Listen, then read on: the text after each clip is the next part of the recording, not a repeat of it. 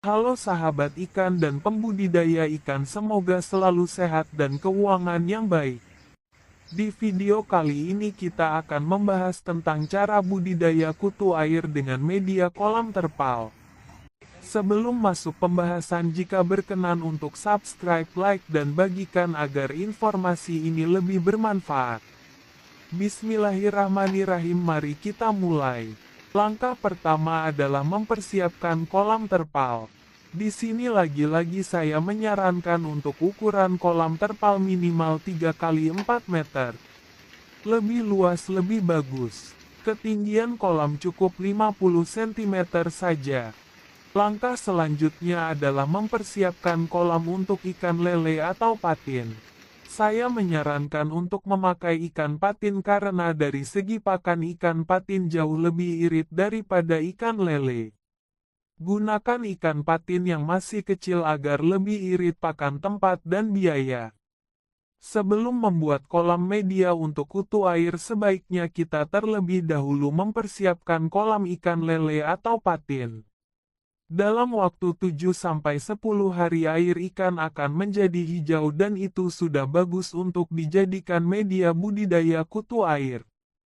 Untuk ukuran kolam ikan minimal 2 kali 3 meter dengan ketinggian 1 meter. Saya sendiri lebih sering menggunakan ukuran 3 kali 4 meter dengan ketinggian 1 meter. Isi kolam full air karena air dari kolam ikan akan dibagi ke kolam budidaya kutu air. Langkah selanjutnya setelah air ikan lele atau patin menjadi hijau. Masukkan air ikan lele atau patin ke kolam budidaya kutu air. Air yang diperlukan cukup 10 cm saja, lalu masukkan bibit kutu air moina sedikit saja. Setelah semua selesai, tunggu sampai besok pagi. Jika bibit kutu air kita masih ada dengan jumlah yang sama seperti awal, itu tanda yang bagus.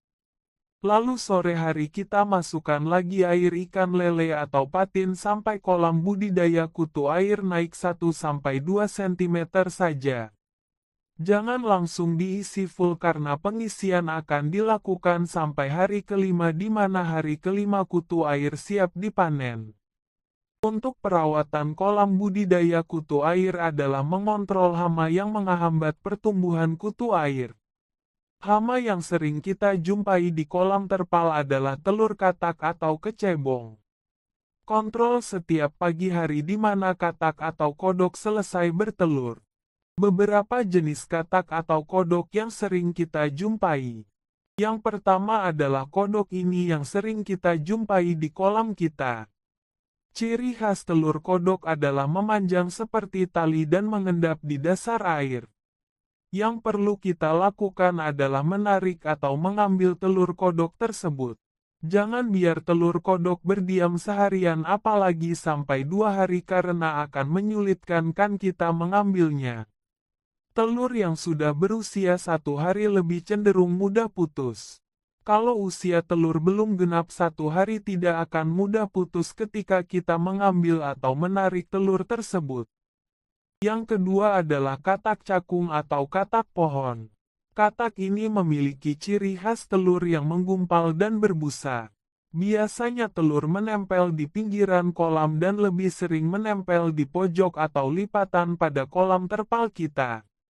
Jika kita menemukan telur katak cakung, segera ambil dan buang. Selanjutnya katak sawah. Ciri khas telur katak sawah menggumpal dan berada di dasar air, ada juga yang mengapung di atas air. Lakukan pengecekan setiap hari, berbeda dengan ayam. Induk katak tidak perlu mengerami telurnya. Mereka hanya meletakkan telur dalam kubangan air yang dianggap aman. Kemudian telur-telur tersebut menetas setelah 10 hari. Setelah semua steril dari hama, tinggal menunggu waktu panen kutu air. Biasanya panen bisa dilakukan setelah 5-6 hari. Panen secukupnya agar kutu air yang tersisa berkembang kembali. Selingi dengan pengisian air dari ikan lele atau patin. Jika setelah panen berulang dan kutu air tidak lagi maksimal perkembangannya, hal yang harus kita lakukan adalah menguras kolam budidaya kutu air. Ingat airnya jangan dibuang. Masukkan kembali air bekas budidaya kutu air ke dalam kolam ikan lele atau patin. Bersihkan kolam media kutu air dan tunggu kering minimal 6 jam atau 1 hari. Setelah itu baru bisa diisi kembali dengan air lele dan patin. Lakukan ini secara berulang. Catatan air ikan lele atau patin yang sudah lama akan berwarna coklat atau merah ini jauh lebih bagus untuk kutu air.